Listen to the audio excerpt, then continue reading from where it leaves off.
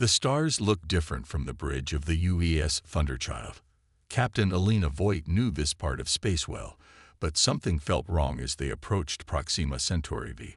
The colony there had gone silent 3 days ago. "Any response to our signals, Lieutenant Rodriguez?"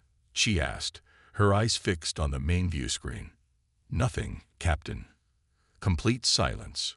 Rodriguez replied, his fingers dancing across his console. "It's like they just disappeared."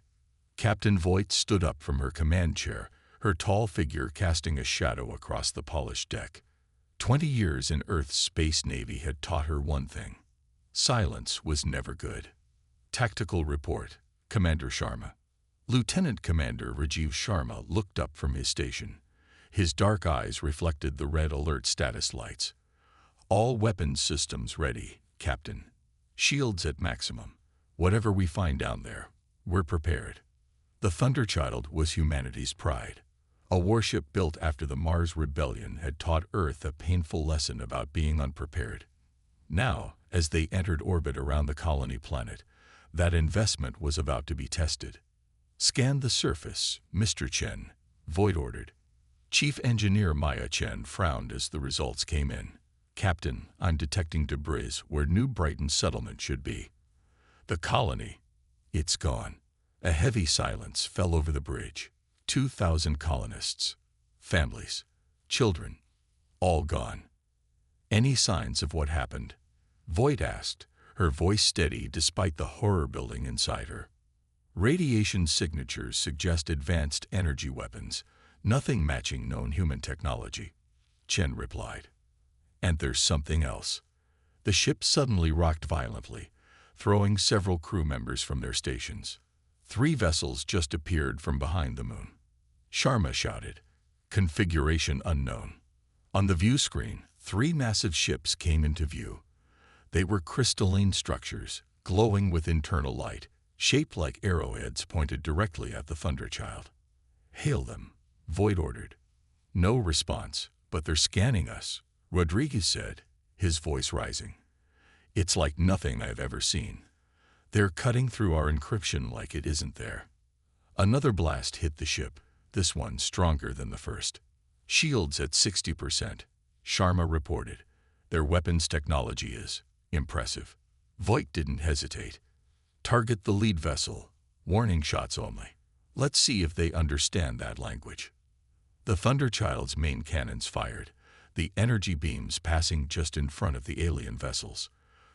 For a moment, nothing happened. Then all 3 ships began to glow brighter. "They're charging weapons," Sharma shouted. "Evasive maneuvers. Get us out of here," Voigt commanded.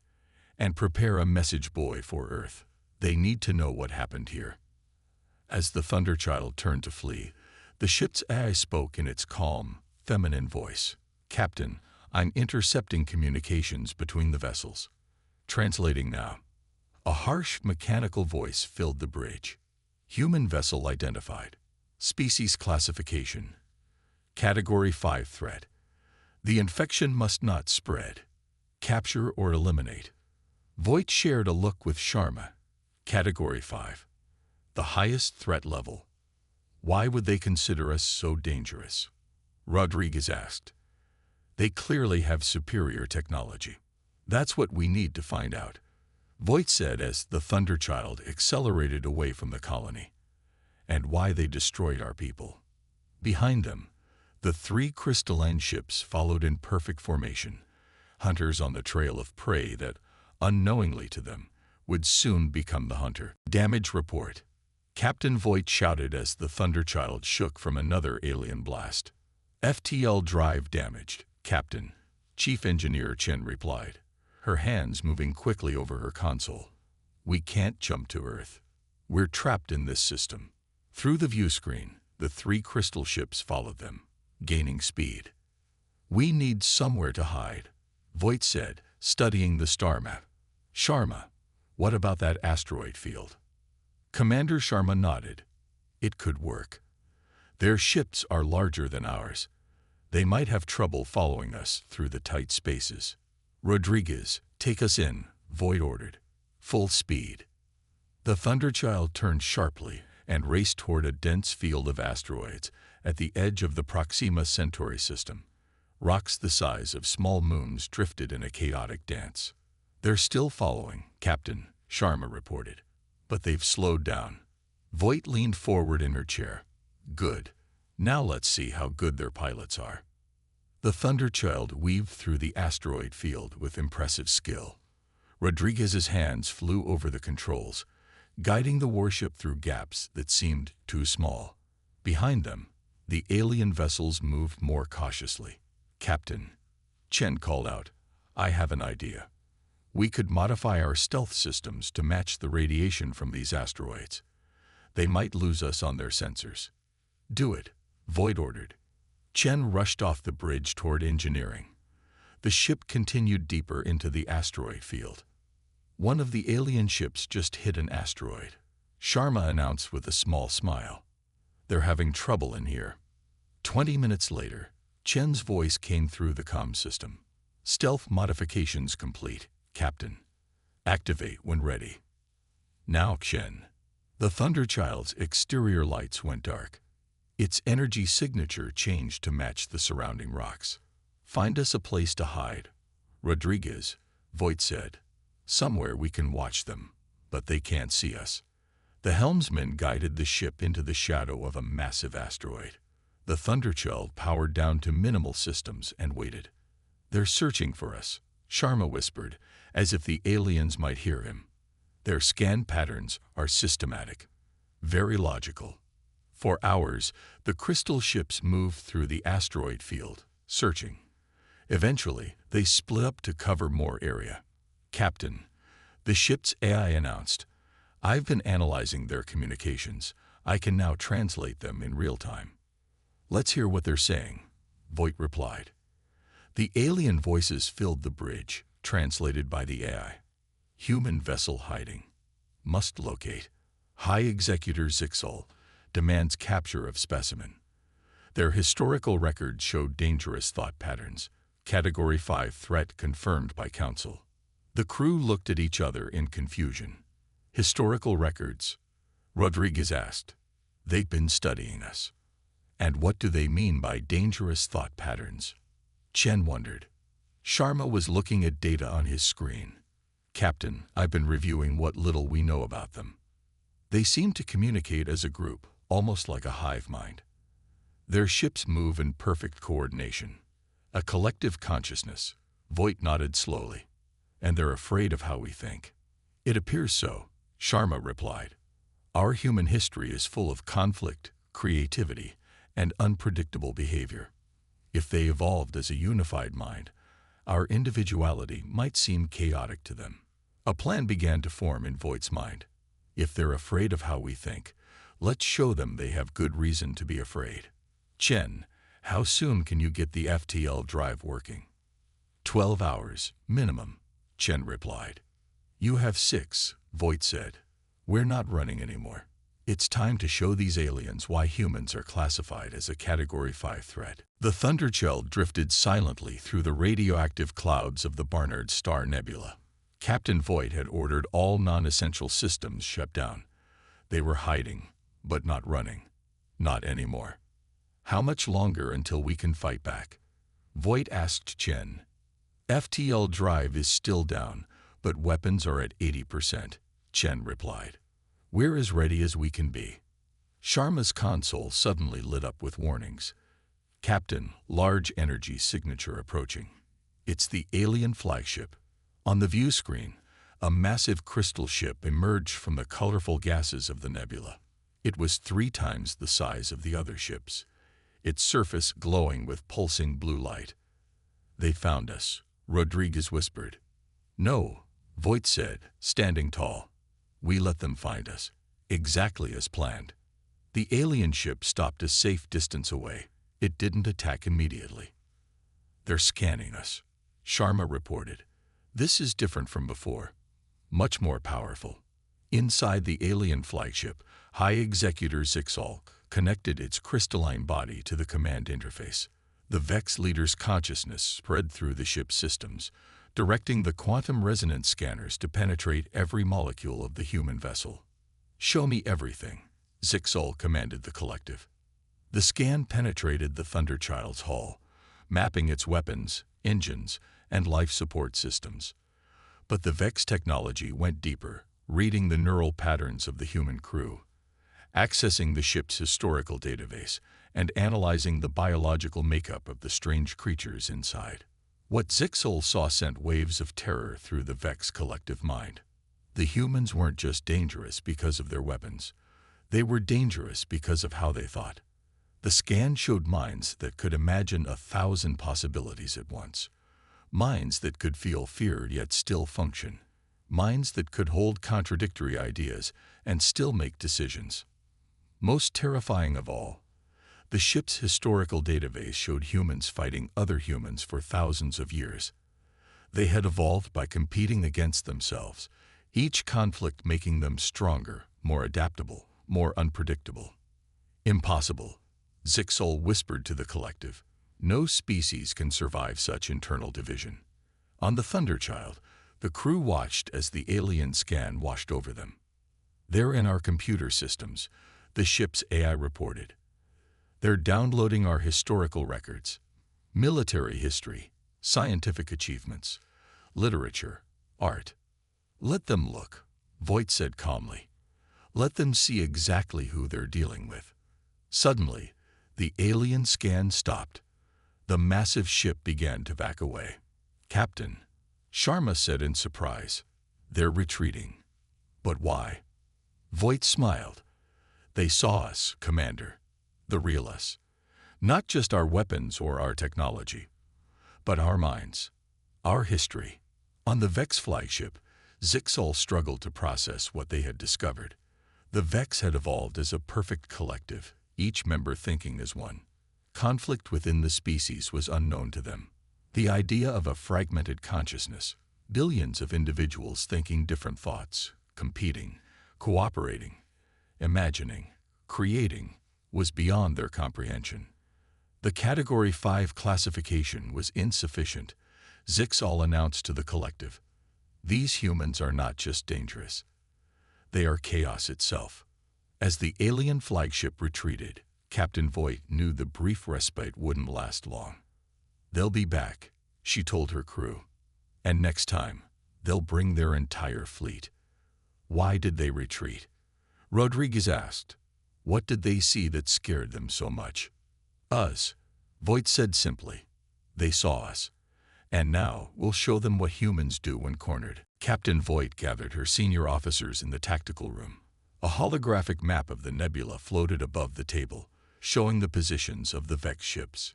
They're regrouping here. Sharma pointed to a cluster of dots. 3 smaller ships have joined the flagship. They're likely planning their next move. Then we make ours first, Voight said firmly. We've been running. Now we fight. Engineer Chen looked worried. Captain, we're outnumbered. Their technology is advanced. But we have something they don't, Voight replied. Something that terrifies them. Our unpredictability, Sharma nodded, understanding. I've been studying their movement patterns. They operate with perfect coordination, like parts of a single organism. They don't adapt well to chaos. Voight smiled. Exactly. So let's give them chaos. Sharma, I need a battle plan that would make no sense to a hive mind. For the next hour, they worked on a strategy that went against all standard military tactics. Instead of logical, efficient movements, they planned random, seemingly irrational attacks. Patterns that would confuse a mind used to perfect order. The nebula's radiation spikes could mask our weapons signature, Sharma explained. They won't know where we're firing from until it's too late. Like guerrilla warfare in space, Rodriguez said with admiration. Precisely, Voight agreed. We hit them fast, then disappear before they can respond. On the Vex flagship, High Executor Zixol was troubled. The collective mind buzzed with confusion after scanning the human vessel. Their minds are fragmented, yet they function, Zixol told the other commanders. They think as individuals, yet coordinate their actions. They have fought thousands of wars against themselves, yet they survive. We must destroy them before they spread. As the Vex fleet moved into formation to hunt the human ship, alarms suddenly blared throughout the flagship. Energy signature detected. A commander reported. The human ship is. A massive explosion rocked one of the smaller Vex vessels. Before they could react, another blast hit a different ship from a completely new direction. Impossible, Zixal said. They are attacking from multiple positions. No, replied the commander. They are moving and firing rapidly. No logical pattern. The Thunderchild darted through the nebula's colorful gases, firing at the Vex ships from unexpected angles, then vanishing into radiation pockets before the aliens could lock onto their position. Inside the human warship, the bridge crew worked with practiced precision despite the chaotic nature of their attacks. Hard to port. Voight ordered. Fire sequence 3, then immediate reverse thrust. The ship spun around, fired its main cannons at the Vex flagship, then shot backward into a dense cloud of gas and dust. On the damaged Vex flagship, Zixal struggled to predict where the humans would strike next. Each attack seemed random, following no strategic pattern the Vex could recognize. We cannot defeat what we cannot predict, Zixal finally decided. We must retreat and join with the main armada. These humans require a different approach. As the Vex fleet began to withdraw from the nebula, cheers erupted on the Thunderchild's bridge. They're running. Rodriguez shouted in disbelief. Voight watched the alien ships disappear into the distance. Not running, Lieutenant. Regrouping. This isn't over, but we've shown them something important today. What's that, Captain? Chen asked. That humanity doesn't play by anyone's rules but our own. Voight smiled grimly. And that makes us the most dangerous species they've ever encountered. The victory celebration on the Thunderchild was short-lived. Captain Voight knew they needed to warn Earth about the Vex threat. Chen, what's the status of our communications? Voight asked. The engineer looked up from her console with tired eyes. She hadn't slept in 30 hours. The FTL drive is still damaged, but I think I can redirect power to boost our communication array. We might be able to send a message to Earth. Do it, Voight ordered. Earth needs to know what we're facing. For the next several hours, Chen and her team worked to repair the damaged systems. The rest of the crew took turns resting and keeping watch for returning Vex ships. In the ship's lab, Dr. Eliza Mbiki, the xenobiologist, studied the data collected during the Vex scan. Her dark skin glowed in the blue light of her screens as she called Commander Sharma to join her. Look at this, she pointed to a series of complex patterns. When they scanned us, we scanned them too. Their technology created a two-way connection. Sharma leaned closer. What did we learn? They weren't just interested in our weapons, Mbiki explained. They were fascinated by our brain patterns. See these readings?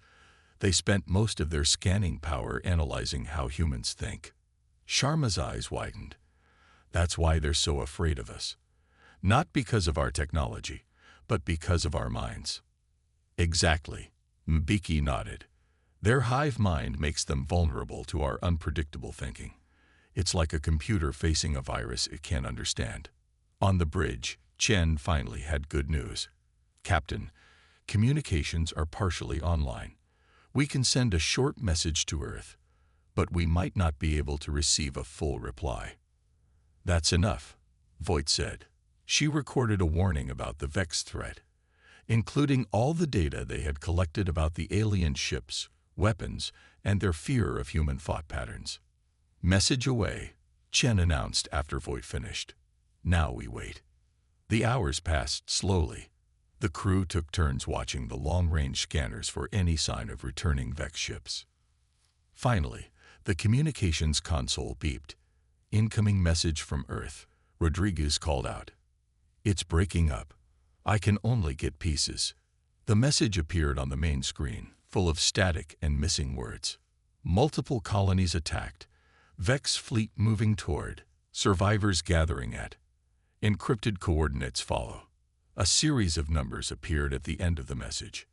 Those are coordinates, Sharma said, studying them. About 3 days' travel from here. even with our damaged drive. Voight made her decision quickly. Set course for those coordinates. If other ships have survived, we need to join forces. As the Thunderchild moved slowly out of the nebula, the ship's AI, Araya, made an announcement. Captain, I've completed my analysis of the Vex scan. They weren't just collecting data. They were comparing us to other species they've encountered. And what did they find? Voight asked. We are unique, Araya replied. The Vex have cataloged over 30 spacefaring species in this sector of the galaxy. None show our level of cognitive diversity. None have our capacity for both cooperation and conflict. So we're alone, Rodriguez said quietly. No, Voight corrected him, looking at the coordinates on the screen. Not alone. Different. And that difference might just save humanity. As the ship moved toward the rendezvous point, none of them noticed the small Vex probe following at a safe distance, recording everything. The Thunderchild moved slowly through unfamiliar space. Their damaged engines could only manage half speed as they followed the coordinates from Earth's broken message. Captain, I'm detecting a ship ahead, Rodriguez reported. Unknown design. Not Vex, not human. Voight stood up from her chair. Battle stations. Sharma, weapons ready but don't fire unless I give the order. On the view screen, a strange vessel appeared. It looked like a giant silver leaf with glowing blue veins running across its surface. It drifted silently, clearly damaged. Life signs?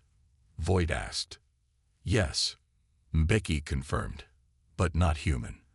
The ship's atmosphere contains high levels of hydrogen and nitrogen. Not breathable for us. Voight made a decision. Hail them. For several minutes, there was no response. Then a burst of musical sounds came through the ship's speakers. I think that's their language, Mbeki said, excitement in her voice. Arae, can you translate? The ship's AI worked quickly. Partial translation possible. They are calling for help. Their ship is badly damaged. Tell them we're here to help, Voight replied. Has ARIA sent the message? Sharma looked concerned. Captain, if they're damaged, the Vex might be responsible. This could be a trap. Or it could be another enemy of our enemy, Voight countered. Let's find out. After more communication, the aliens agreed to dock with the Thunderchild. An airlock was modified to connect the ships while keeping their different atmospheres separate. When the outer door opened, Voight and her team gasped. 3 tall, thin beings stood in the doorway. Their skin glowed with soft blue light, and they had no mouths, only large purple eyes. They wore no clothes, but their bodies seemed to be covered in a thin layer of water that rippled as they moved. One of the aliens stepped forward and touched a device on its arm. A hologram appeared between them, showing pictures of Vex ships attacking their world. They're called the Nara. Araya translated as the aliens sent more musical signals. The Vex attacked their homeworld 2 months ago. These are survivors. The lead Nara showed more images, dozens of worlds burning, different alien species being destroyed or captured by the Vex. The Vex have begun a massive expansion. ARIA continued translating. They're eliminating all other intelligent life they encounter. Ask them why, Voight said. Why now? The Nara's answer came through ARIA. The Vex evolved as a unified mind. They'd value perfect order. Recently, they discovered evidence of increasing chaos in the galaxy, species developing in unpredictable ways. They decided to eliminate all threats to their ordered existence. And we're the most unpredictable of all, Sharma said quietly. The lead Nara, called Lirantai, according to ARIA, showed one final image, a map of nearby star systems with Vex activity marked in red. The red areas were spreading rapidly toward Earth. They're offering an alliance, ARIA translated. They have advanced biotechnology and detailed star maps. They need our protection, and, ARIA paused, they need our unpredictability. The Nara evolved as peaceful consensus builders. They can't fight the way humans can. Voight looked at the aliens, then at her crew. Tell them we accept their alliance. Together, we'll show the Vex what happens when they threaten our worlds. As the two species began to exchange knowledge, a secret transmission from the Vex probe following them reached High Executor Zixal. Humans forming alliance with Nera survivors. Threat level increasing. 3 days later, the Thunderchild reached the coordinates from Earth's message. What they found was both hopeful and heartbreaking. Hidden in the shadow of a massive gas giant was a small moon. Its surface was covered with craters and the remains of an old mining operation, but it wasn't abandoned. Dozens of ships orbited the moon. Cargo vessels, mining ships, and a few military craft. The survivors. "We're being hailed," Rodriguez reported. A stern face appeared on the view screen. An older man with gray hair and the uniform of an Earth admiral. "UES Thunderchild. This is Admiral Hassan. Welcome to Haven." His eyes widened when he noticed the Nara ship docked with the Thunderchild. "Captain Voight, I see you've brought guests." "Allies, sir," Voight corrected. "The Nara are also fighting the Vex. They have information we need." The Admiral looked skeptical, but nodded. "Dock at Platform 3. Bring your allies. We have much to discuss." An hour later, Captain Voight, Commander Sharma, Dr. Mbiki, and Liren Tai of the Nera gathered with Admiral Hassan and the other human leaders in a large room carved into the moon's rock. 3 colony worlds have been destroyed, Admiral Hassan told them grimly. New Madrid, Epsilon Alpha, and Proxima Centauri. Thousands of people dead. The Vex fleet is methodically working its way toward Earth. A holographic map showed the Vex fleet's movement. It was a massive force. Hundreds of ships moving in perfect formation. "How many survived?" Voight asked quietly. "About 12,000 colonists," Hassan replied, "plus the crews of any ships that escaped. We're gathering everyone here while we plan our next move." The human leaders began to argue. Some wanted to return to Earth immediately to prepare defenses. Others wanted to evacuate to unexplored regions of space. "We can't run forever," Hassan said firmly. "And Earth's defenses won't hold against this many Vex ships." As the debate grew louder, Commander Sharma stepped forward. "Sir, I believe we may have an advantage the Vex don't expect." The room quieted as Sharma explained what they had learned about the Vex fear of human unpredictability. Their hive mind makes them powerful, but also vulnerable. They can't understand how we think, and that terrifies them. Liren Tai moved forward, its body glowing brighter with excitement. Through a translator device the Nara had provided, it spoke.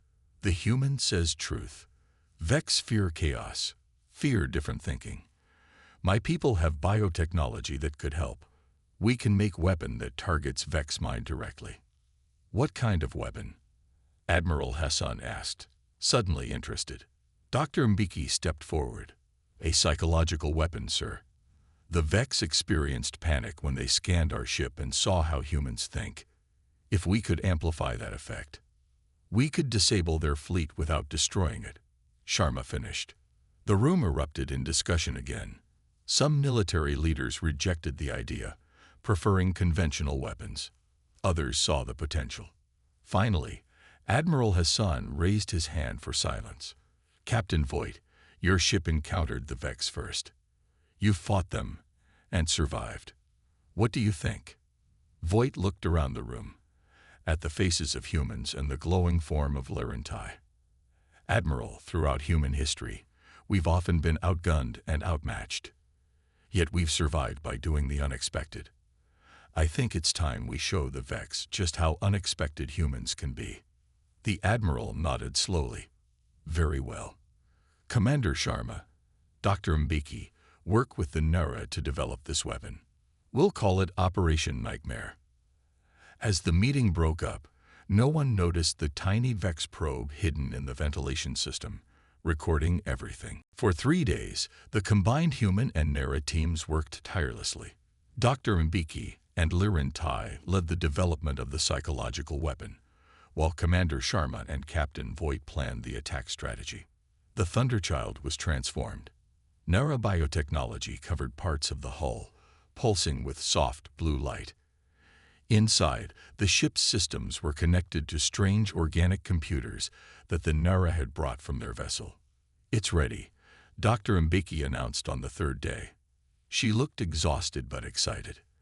"The Nara biotech will mask our energy signature, making us nearly invisible to Vex sensors. And the transmission system is complete." "What exactly will we be transmitting?" Admiral Hassan asked, eyeing the alien technology with suspicion. Mbeki smiled. "Chaos, sir. Pure human chaos." The plan was daring. The Thunderchild, accompanied by 2 smaller human ships and the Nara vessel, would enter Vex territory. Instead of attacking with conventional weapons, they would broadcast specially designed signals directly into the Vex communication network. These signals contain fragments of human music, poetry, contradictory philosophical concepts, and historical battles that showcase our most unpredictable victories. Mbeki explained. "To the logical Vex mind, it will be like a virus. And the Nara technology ensures the signal penetrates their network before they can block it," Lirantai added through its translator. The next morning, the small fleet departed Haven. Using star maps provided by the Nara, they plotted a course to a key Vex communication relay. "This is the Thunderchild to all ships," Captain Voight transmitted. "Remember the plan. Stay in formation until we reach the target. Then scatter and broadcast on all frequencies. Good luck." The journey took 18 hours. When they arrived, they found 3 Vex ships guarding the relay station, a massive crystal structure floating in space. "Begin Operation Nightmare," Voight ordered. All 4 ships activated their transmitters. Into the Vex network poured the most chaotic elements of human culture: jazz music with its unpredictable rhythms, poetry full of contradictions, philosophical paradoxes, and recordings of Earth's most surprising military victories. At first, nothing happened. Then one of the Vex ships began to move erratically, as if its controls were malfunctioning. The second ship stopped moving entirely. The third fired weapons, but at random coordinates, missing all targets. "It's working," Sharma exclaimed. Voight nodded. "Move to Phase 2. Target the relay station." The Thunderchild approached the now undefended relay and increased the power of its transmission. The massive crystal structure began to pulse with irregular light as the chaotic human concepts spread through the entire Vex network. On the Vex homeworld, High Executor Zixal experienced something entirely new: confusion.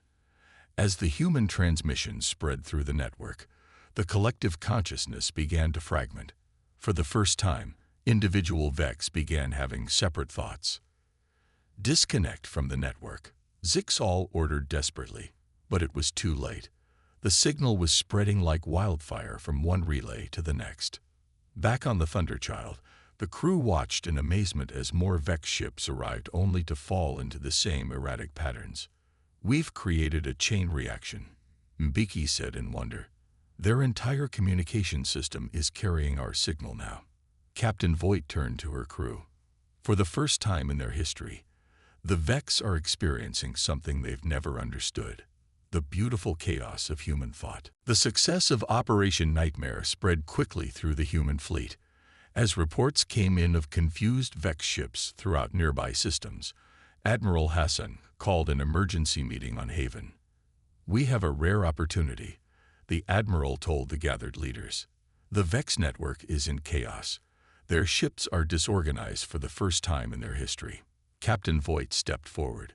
"Sir, I have a proposal. With the Vex in disarray, we could strike at their command planet, the heart of their hierarchy." A murmur ran through the room. It was a bold, perhaps even reckless idea. "That would be deep in enemy territory," Hassan frowned. "What's your plan, Captain?" Voight activated a holographic map showing the distant star system. According to Lirantai, this is where the central node of the Vex hive mind is located. If we can reach it, we might end this war completely. After much debate, Admiral Hassan approved the mission. The Thunderchild would lead 2 other retrofitted human ships and the Nera vessel on the dangerous journey to the Vex command planet. As they prepared to depart, Dr. Mbeki approached Commander Sharma in a quiet corridor. "I've been studying the Vex communication patterns," she said, her voice low. "There's something we haven't considered." "What is it?" Sharma asked. "The Vex aren't evil," Mbeki explained. "They're prisoners of their own evolution. Their hive mind makes them incapable of understanding concepts outside their collective experience." Sharma considered this. "So they attack what they don't understand because they have no choice." "Exactly. And I think we might have a better option than destroying them." The small fleet departed Haven the next morning. Using the confusion in the Vex network as cover, they made rapid progress toward the command planet. Occasionally, they encountered Vex ships, but these vessels were operating individually now, making them much less effective. After 3 days of tense travel, they reached the Vex home system. The command planet glowed with an eerie blue light, its surface covered with crystal structures. "This is it," Voight told her crew. "The heart of the Vex hierarchy." Suddenly, all screens on the bridge lit up with a familiar face. High Executor Zixal. The Vex leader looked different. Its crystalline features seemed less rigid, more individual. "Human vessel," Zixal spoke directly, not through the collective. "Why have you come here?" Voight was surprised, but responded calmly. "To end this war." "Through destruction?" Zixal asked. "That depends on you," Voight replied. "Why did you attack our colonies?" Zixal seemed to struggle with the question. "Your species represents chaos, unpredictability. For the Vex, order is survival. Chaos is death." As this conversation continued, Commander Sharma and a small team took a shuttle down to the planet's surface. Their mission? To reach the central node facility where the Vex hive mind was anchored. "Remember," Sharma told his team as they approached the crystal structures, "we're not here to destroy. Dr. Mbeki's program isn't a weapon. It's a teacher." In his hand, Sharma held a small device containing a program designed by Mbeki and the Nara. Not to destroy the Vex network, but to introduce something the Vex had never experienced, the concept of individual thought. As Voight kept Zixal distracted with philosophical debates about the value of individuality versus collective harmony, Sharma's team moved closer to the heart of the Vex. Commander Sharma and his team reached the central chamber of the Vex facility. Inside was a massive crystal structure pulsing with blue light, the physical anchor of the Vex hive mind. "Set up the device," Sharma ordered. As his team worked, he kept in contact with Captain Voight on the Thunderchild. On the bridge, Voight continued her conversation with Zixal. "Your species has existed for thousands of years as a single mind," she said, "but have you ever considered that there might be strength in difference?" Zixal's crystalline face showed confusion. "Difference creates conflict. Conflict creates destruction." "Sometimes," Voight admitted, "but it also creates growth. Every human civilization has advanced through the exchange of different ideas. Our greatest achievements came from individuals thinking in new ways." As they spoke, Sharma's team finished preparing Dr. Mbeki's program, ready to upload. He reported to Voight through his communicator. Voight looked directly at Zixal's image on the screen. "We could destroy your central node right now, but instead, we want to offer you something. Understanding." With a nod from Voight, Sharma activated the device. The program, combining human philosophy with neurobiotechnology, began to upload into the Vex network. At first, nothing happened. Then the crystal structure began to pulse with new colors: red, green, yellow, colors never before seen in Vex technology. The pulsing spread throughout the facility, then to the crystal structures across the planet's surface. On the Thunderchild's screen, Zixal suddenly gasped. Its form flickered, and when it stabilized, something was different in its eyes. What is happening to me? I feel separate. I feel alone." Across the Vex Empire, something unprecedented occurred. The hive mind, exposed to the concept of individual perspective, began to fracture. Not violently, but like a single light splitting into billions of separate colors. Each Vex, for the first time, experienced existence as an individual. Some embraced this change immediately, others resisted in terror. The resulting chaos ended their expansion campaign as their civilization underwent a fundamental transformation. 3 weeks later, the Thunderchild returned to Earth. They'd brought news not of the Vex's destruction, but of their evolution. The war was over, not because one side had been defeated, but because one side had been transformed. We couldn't have predicted this outcome, Admiral Hassan said during the celebration ceremony on Earth. But perhaps that's fitting. It was our unpredictability that terrified the Vex in the first place. Captain Voight smiled as she looked at her crew. Humanity has always feared that our differences might destroy us. Instead, those differences saved not just us, but the Vex as well. 6 months later, a single Vex ship approached Earth. It carried a special envoy, High Executor Zixal, now an individual rather than part of the collective. I have come to learn, Zixal told the Earth Council. When we scanned your warship, we were terrified by what we saw. Now I understand that what we feared was actually the source of your greatest strength. Voight, now promoted to Admiral, met with the former Vex leader. And what was that strength? She asked. Imagination. Zixal replied simply. The ability to see beyond what is to what could be. To hold contradictory ideas and still function. To be many, yet one. It is a gift we never had. Until you shared it with us. As human and Vex representatives began the long process of building peace, the stars seemed a little less dark, a little less empty. In the vastness of space, understanding had proven more powerful than any weapon.